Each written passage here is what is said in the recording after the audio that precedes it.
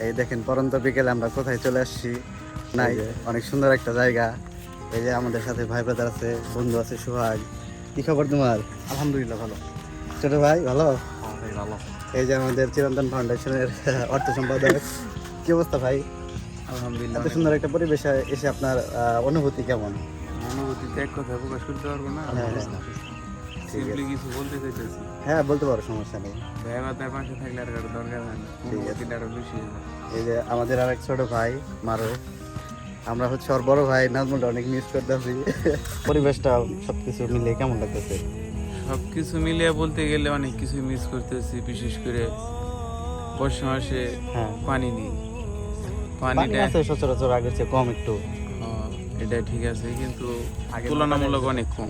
হ্যাঁ, আগে এই জায়গায় বসলে খালি পানি আর পানি দেখতাম, সাদা সাদা। আমরা তো আগে নৌকা নিয়ে অনেক ঘোরাঘুরি করছি। কিন্তু এখন কিন্তু খালি ঘাস আর ঘাস আমার- বলে গেছে। তারপর দেখা যাচ্ছে যে আমরা আগে যে নৌকা নিয়ে যে নাজুলের মাধ্যমে ঘুরতাম, ফয়সালের নৌকা ছিল। Shit, ভাই এত এগুলা সুন্দর দিনগুলা কি আসলে ভাই ভোলা যায় বলো? ওদের নামটা আর শুনে ভাই ওদের মধ্যে না, আগে সবাই মিললাম হচ্ছে মানে ভাই বোনদের একসাথে আড্ডা দিতাম, কেমন লাগতো। আর এখন কেমন লাগে? এখন ভাই, মানে নাই একটা কেউ। যে ঘাটতি, এটা আসলে আমরা এই জায়গায় না আসলে বুঝতে পারতাম না সবাই। যেমন আমাদের নৌকা চালাচ্ছিল নাজমুল, ওর বেশি মিস করতেছি। সে নৌকা চালাতে পারতো না, কিন্তু হ্যাঁ, কঠোর হ্যাঁ। পরিশ্রম করতো। কিন্তু এখন বিয়ের পরে আর কি এত এখন- চেঞ্জ হয়ে গেল। সে পুরো বলার করেছে। বাইরে।